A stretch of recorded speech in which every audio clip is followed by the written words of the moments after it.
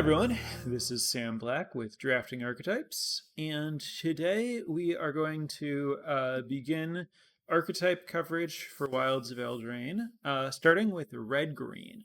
Starting with red-green is certainly an unusual choice for me. In a lot of formats, I never get around to talking about red-green, and I actually think it's like pretty well put together in this set. It actually makes sense to draft these colors together, so I thought I'd talk about why and what I like that's going on here, since I've been giving Wizards a bit of a hard time for not figuring out how to make red and green cards like playable together in limited formats. So I thought it would be an interesting place to start here. As always, the notes are available to follow along at patreon.com/draftingarchetypes. At the recording time for this podcast, or at the very least the time when I was putting the notes together, there's still very, very little data available on 17 lands. For example, if you sort by a particular archetype, there's not enough data to tell you how good any cards are in any archetype. We have some very, very early data on how well different archetypes did in the first couple days. That doesn't necessarily speak all that much to like their ultimate strength once people figure them out. The first day or two of data suggests that red-black is the best deck early on. Red-green performs above average, not exceptional, but solid. And it's the second least drafted deck so far. That might be because the explicit synergies are light. I'll get to that in a little bit. It might be because red-green's history isn't such that a lot of people should generally be looking to be red-green as a starting point in most formats. So that's where this sits. Big picture, I suspect that it will become a little bit more common to draft red-green as people understand the format better, if my initial impression that red-green's actually pretty good holds up. So the theoretical, I believe, stated theme for red-green is 4 power matters, which I didn't really realize at first how lightly supported that is. Skipping ahead in my notes a little bit to the point where I got around to figuring that out. So the only common that explicitly cares about the 4 power thing is Territorial Witchstalker, the 2-mana 2/3 that gets an extra power and can attack if you have a 4 power creature. Outside of that, the synergies for 4 power specifically matters are only at uncommon. Garruk's Uprising on the reprint sheet, I think, is the most important. That's a 3-mana enchantment that draws a card when it enters if you have a 4 power creature, gives your creatures trample, or maybe only your 4 power creatures, I don't remember for sure, and draws a card when a 4 power creature enters the battlefield under your control. I think it's possible to get multiple of those in a draft, and if you have multiple, then you do really care about 4 power creatures. Otherwise, I think it's just not a big deal. The other payoffs are like all 2-mana creatures that do something nice if you have a 4 power creature. That's Boundarylands Ranger is the guy that loots if you have a 2 power creature. Picnic Ruiner is the adventure guy that gets double strike if you have a 4 power creature. And Ruby Daring Tracker is the haste mana creature that gets +2/+2 if you have a 4 power creature. And that's it. So you don't really need to obsess over the 4 power creature thing, but you can if you end up specifically, as I said, with Garruk's Uprisings, and then you can have some other synergies. But for the most part, you're just, red-green aggro. But the more important part of the having cards that ask for 4 power creatures situation is having good 4 power creatures available to let you do that thing. And the set succeeds really well at that. The core 4 power commons you're looking for are Minecart Daredevil. That's the 3-mana 4/2 with an adventure that gives +2/+1 at instant speed. Grabby Giant. That's the 4-mana 4/3 with reach that can sacrifice. You can spend 3 mana and sacrifice an artifact or land to draw a card, and then it has an adventure for 2 mana at instant speed that makes a treasure. And Bellowing Bruiser, the 5-mana 4/4 haste that has an adventure for 3 mana that stops 2 things from blocking in red. And then in green, you have Verdant Outrider, the 3 mana, 4/2. You can spend 2 mana to stop 2 and less power creatures from blocking it. Ferocious Werefox, the 4 mana, 4/3 trample with an adventure that gives a monstrous roll, which gives +1/+1 and trample at instant speed for 1 and a green. And then Beanstalk Worm and the 6/6 trample gain 3 for more mana. The 6/6 trample gain 3 I think isn't like a great fit in most of the red green decks. And then Beanstalk Worm, it's fine. 2 mana adventure, put a land, lets you play an extra land, and then 5 mana for a 5/4 reach. So those are kind of like the big commons that you're looking for that work with the cards that ask for 4 power stuff. There's not a ton of stuff there, but because like those creatures, like that common set of 4 power creatures plays really well in general. Like red and green typically really like red green aggro decks really like combat tricks, and getting so many combat tricks as adventures lets you play enough combat tricks to make profitable attacks while not having, while keeping a good enough creature density that you reliably have a creature to use your trick on, which is a really like awkward and difficult puzzle for most red green decks to solve that adventure just fixes really cleanly. So I like how that's all put together, and that kind of makes everything work. So the next part of the equation for like a red green aggro deck is the 2-drops. Like all those 4 power creatures are 3 or more mana. There aren't a lot of 4 power 2-drops. Fortunately, if your lane's open, all those uncommon things that say they want 4 power creatures are 2-drops. So you can just start your curve with all the 2-drops that want 4 power creatures, and then play a 3 power creature or a 4 power creature on 3, and like you're off to the races. That's the ideal situation is you get Territorial Witchstalker at common, and then Ranger, Picnic Ruiner, and Ruby at uncommon, and those are your 2-drops. Failing that, I think that some versions of the deck would be fine with Rider Fawn. That's the 2 mana 1/3 that taps for green or filters mana. And I think if you're struggling to find 2s, Skewer Slingers, that's the 1/3 reach that does a damage to a creature that it's in combat with, actually plays pretty well in this archetype. The 1/3 reach that fights as if it were like a little bit bigger than that is really good for like not getting run over early, blocks a lot of things pretty well, and it's also a pretty good thing to put a roll on just because it's like pretty durable and has reach. And I also think it just goes around really late because like none of the other red decks are interested in Skewer Slingers. Maybe some red-blue decks would play it defensively, but like red, white, and red, black really don't want a 1/3 reach as their 2-drop. So it's nice that, if you happen to not see those particular uncommons and Territorial Witchstalker, you do have like a backup 2-drop that plays reasonably in the deck that should go pretty late. Again, the ideal versions of the decks would just play uncommon 2-drops instead of that, but it's there if you need it. Outside of the actual creatures with 4 power, there are some other creatures that fit really well that get to 4 power.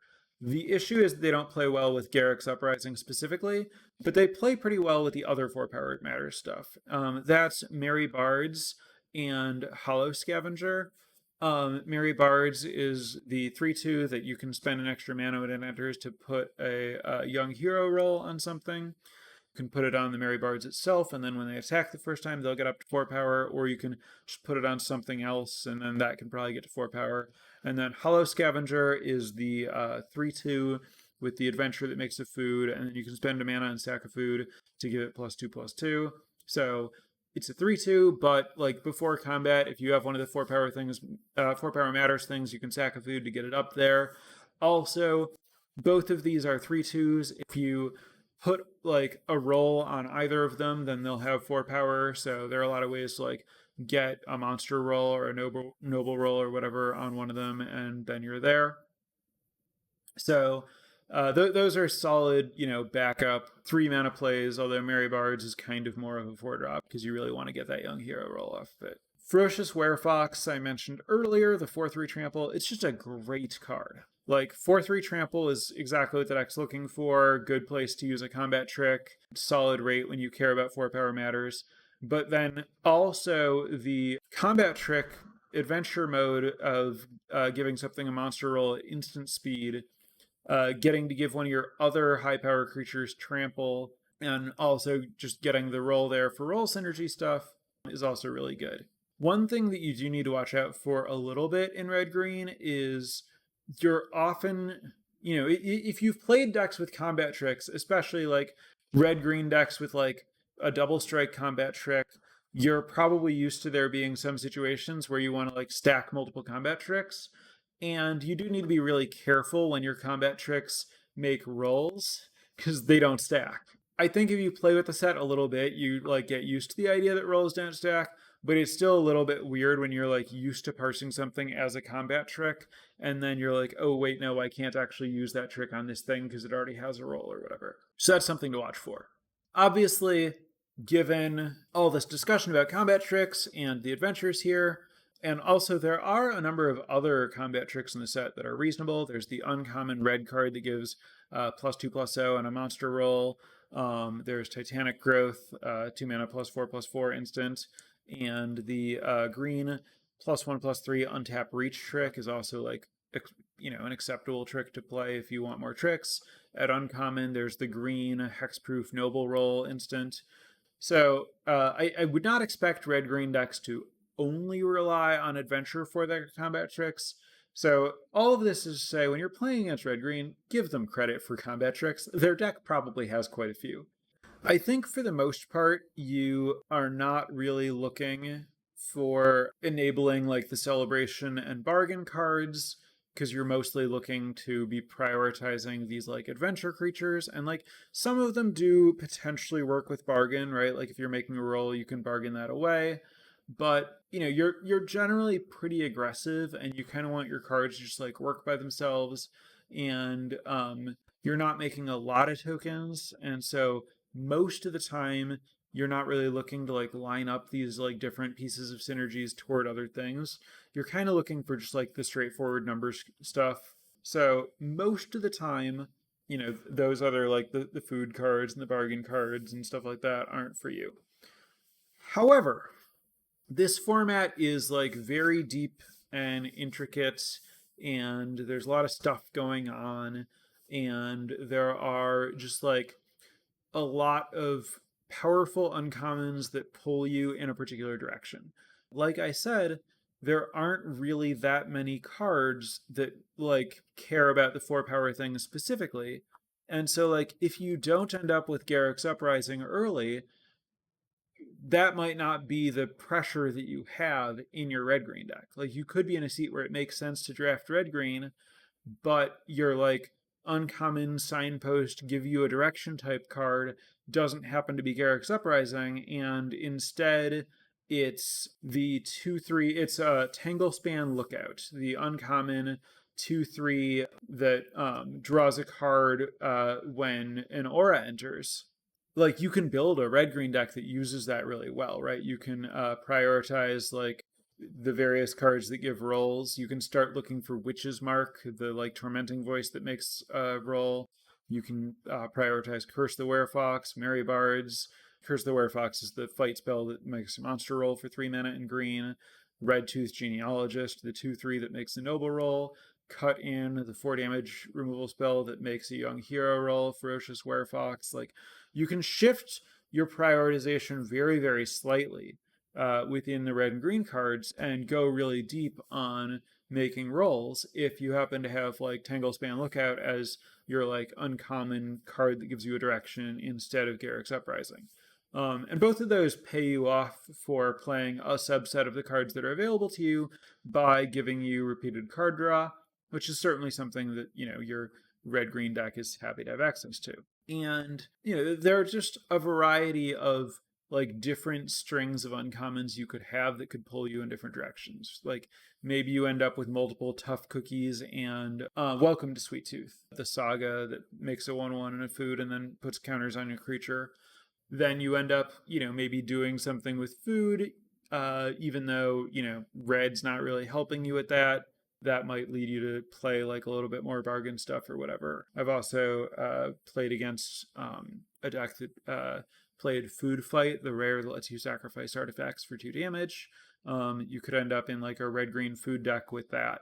Again, it's a specific rare, but the point is that it's very easy for like 1 or 2 cards that have a strong pull toward a thing that like your colors can do, but that your archetype doesn't naturally do, that can lead you to like incorporate these other like clusters of cards into your deck. So you don't want to like put blinders on and just assume that you're a 4-power matters deck or like a tricks aggro deck because you're red-green. You really need to be open to letting the powerful cards that you find like chain into pulling you along to the clusters that support them, and you want to be able to really like maximize those strong cards. Similarly, maybe you just end up with like a good reason to splash. Like you have like maybe you're red-green and you have Decadent Dragon, the 4/4 dragon that has a black adventure, and you have Ginger Hunter, or whatever it's called, the 5/5 that makes a food with the black -2/2 adventure. Now you have like 2 really good black adventures, so you want to splash some black mana. No problem. You start prioritizing Brave of the Wilds. That's the search for a land with bargain animate a land. Grabby Giant, the giant that makes a treasure. Red Cap Thief, the 2/3 creature that makes a treasure. Flick a Coin, the do 1 damage, make a treasure, draw a card for 3 mana, red instant. Evolving Wilds, Root Rider Fawn, and it's just like a large number of commons you can look for and easily get that splash in there. By default, red-green is what I would consider like a big proactive deck. Like it's you're playing larger creatures than your opponent, so you need to not get run over by their small creatures, but you're generally pretty aggressive. You want to be attacking, but it can easily shift depending on exactly how the draft goes into more of like a pure aggro deck or like a ramp big creatures deck that like ends up being big enough that you end up being more controlling for most of the game, or you can pursue like some of the many synergies I talked about earlier. There's a lot of like room for variation based on exactly which cards you see, but the like archetype has kind of good fundamentals and good bones to like do something strong regardless. So yeah, that's what I think is going on with red green. I think it's pretty strong, a lot of redundancy in the cards that you're looking for to make it work, a lot of flexibility, and I think that like the adventures solve a lot of the normal problems that red green has. Just like having tricks and creatures and then like consistently drawing things in the right ratios. So big props to the design and development teams on making red-green work in this set, and I think it landed in a pretty interesting space. Especially like the flexibility that exists here. I often feel like when I'm drafting red-green, the draft itself isn't very interesting because there aren't like a lot of synergies, and I'm just kind of like trying to like draft a curve and take good cards. Here I feel like there are synergies, and also there's like some flexibility and some it's easy to get like thrown for a curveball that you can like incorporate into your deck in good and interesting ways depending on how the draft takes out. So that kind of covers my notes, so we're going to turn it over to chat for questions. So as always, while I'm waiting for that, I'd like to direct anyone who is interested in supporting the program, having access to the notes, coaching discounts, whatever other perks you might be interested in. You can check out patreon.com/draftingarchetypes and see if they're available at a rate you like. And yeah, Right now in 17 lands, the number one common is Flick a Coin. I saw that. It has a lower sample size than a lot of the other ones, but it is noteworthy-ish. I will say that I've noticed several other sets where the number one common with a small sample size doesn't end up being particularly good, like the number one common after day one. Like in Brothers War, after day one, the number one common was like a 4 mana 4/2 that mills you for 3 that ended up like basically being unplayable and having horrible stats after that. So there's certainly, I wouldn't, put a ton of stock in Flick a Coin being the number one common right now, but it's not a bad card, right? Like the stuff, like anytime it's actually killing a creature, like you get a lot out of it, right? Like if you kill a thing and draw a card and make a treasure, you're up a card and a pretty valuable resource. As far as like how it fits into red green, I think that it's like not what I want to be doing on turn 3. It feels a little bit small ball for like what the deck's trying to do. Like I want to be just like curving out and attacking, and it's asking a lot. It's playing a value game. It's too far on the attrition end of the attrition tempo spectrum, and at a pretty awkward point in the curve for most red green decks. I think there are some that can use it, but I'm certainly, despite the stats, not going to be like taking it early in a red green deck. As far as like, is it just a blue red card? I think it's probably best in blue red, but I imagine there are some other places that can use it, but I'm not excited about it in red green. Seems like the biggest decisions in gameplay are weighing explosiveness, mana efficiency, and the card advantage you get from actually using your adventures. Yeah, I agree. Like figuring out how to maximize your adventures and when to just like give up and play a creature is a big part of the decision making in the archetype, which incidentally is part of what makes this archetype more interesting to play than red green usually is, which I didn't talk about before. But like the trade-off on like, am I willing to cash this without getting value out of its adventure is pretty interesting. Anyway, for example, you have a Picnic Ruiner, a Boundary Lands Ranger, a Minecart Daredevil, and 3 lands. What's my expected play order?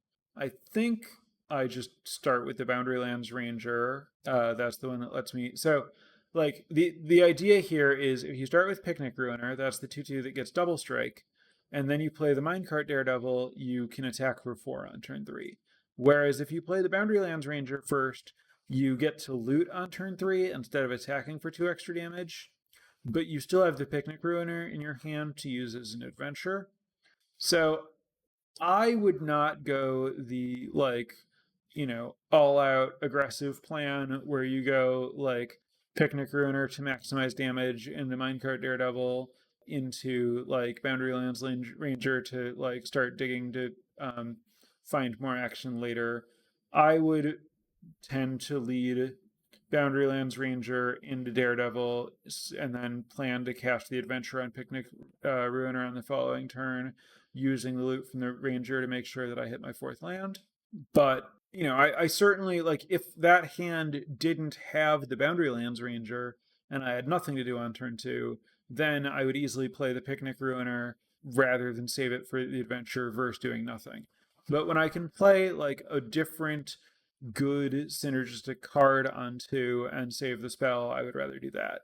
But, there are going to be a lot of, similar questions that aren't necessarily as clean and that are going to be, different if it's like game 2 and you already know something about the matchup and stuff like that.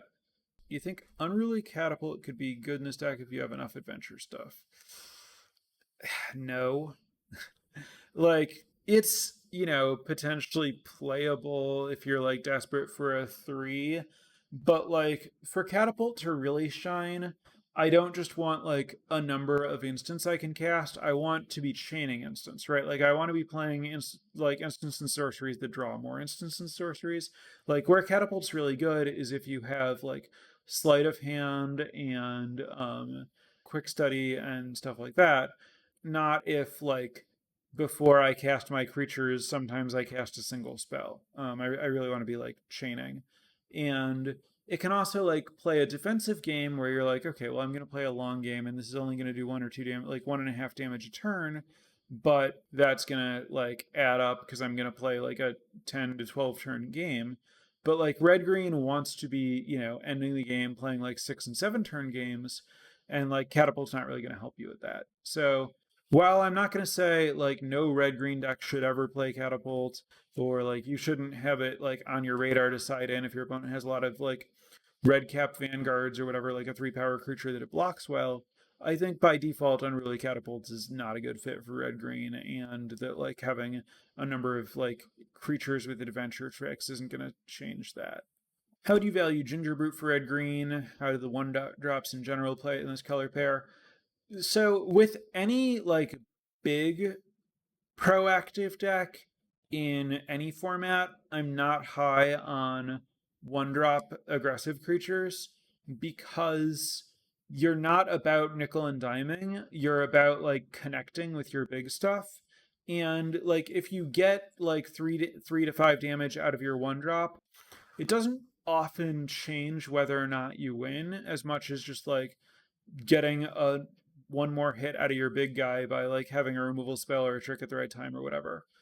I think that this kind of deck can really run into trouble against removal if you have like too much low impact stuff. And I think for the most part, I'm not really looking to play one drops in most versions of red green. I think that I mentioned that with red green, you can like pivot between like the normal, like big proactive space and then like true aggro with like a bunch of tricks, and then more controlling. I think you could have a build of red green that's like true aggro with a lot of tricks and rolls, and maybe you have like a lot of red tooth genealogists, and you're not really doing so much the 4-power stuff matters, and then Ginger Brute could play well in that deck.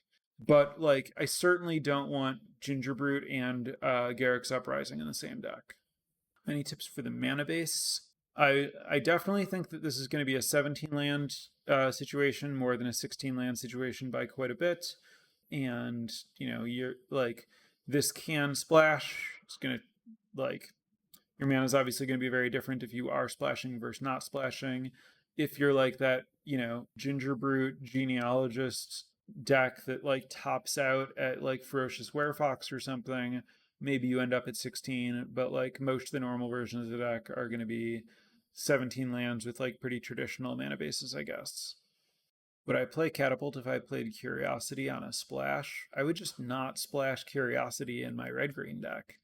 Like, Curiosity is going to be horrible in red-green if you don't actually draw your Catapult, and Catapult plus Curiosity is not going to be that great if you don't have like spells to draw. If you're trying to Catapult Curiosity, just play blue-red and be good at doing the thing. Would you be more or less inclined to splash with red-green than a more control-oriented archetype? Fixing exists in those colors, but aggro value is consistency over upside. Yeah, I mean, all of that is always true. It's always the case that I'm more interested in splashing the more controlling my deck is, but that like red-green can pivot how controlling it is and has access to good fixing in this format. Like there's a lot of green fixing and a lot of red treasures. So, I want to splash less in red green than in green black, kind of, and in aggregate, but red contributes more to fixing than black does, so it's not even open and shut there. And there are like teamer adventure structures in this format that exist that are very much like both base red green and controlling and splashing. So it is the case that I'm less interested in splashing when my red-green deck is very aggressive, but I don't think you want to be of the mindset that you're like, you have to be aggressive with red-green in this format. So I think that like my real answer to this is I'm pretty open to splashing in red-green, but when I do that, I'm going to be thinking of myself as a less aggressive deck. It almost seems if there are two different distinct red-green archetypes, aggro and adventure / mid-range. Yeah, that kind of thing is often the case, where for any given archetype, there are cards that are put in the set specifically to support aggressive builds and cards that are put in to support controlling builds, and you can certainly lean all the way into one or the other. I think that like the nature of big proactive leads to more of a smooth gradient than a strict binary there, because like big proactive often needs like early defense and doesn't need like low curve aggressive stuff. but then like does care about like explosive damage output and stuff. And so I think there's like a pretty smooth curve of like red green decks with different ideas about like the pacing of the game and how they're planning to end it and what kind of curve they want and how defensive they need to be.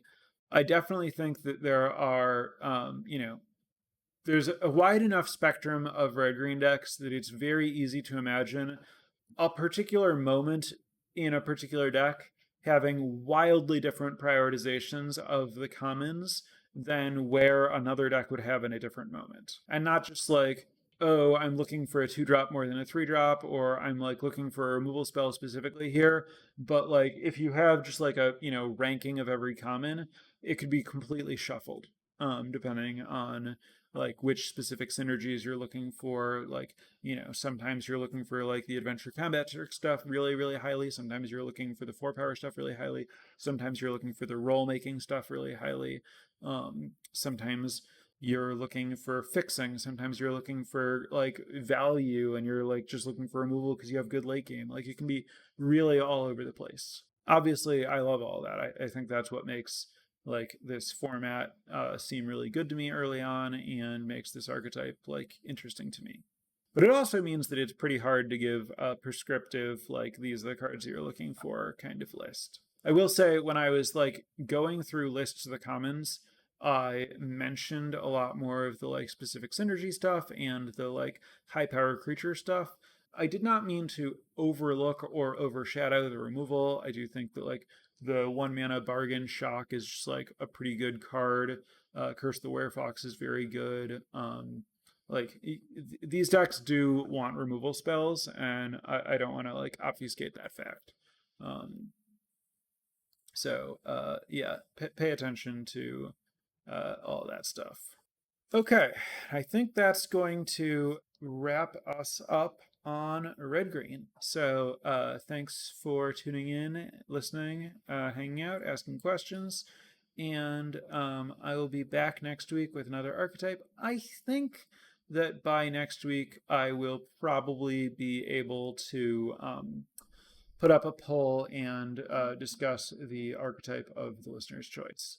So watch for that early next week, and I'll be back a week from now with the next archetype. Thanks, and bye for now. Prepare for light speed.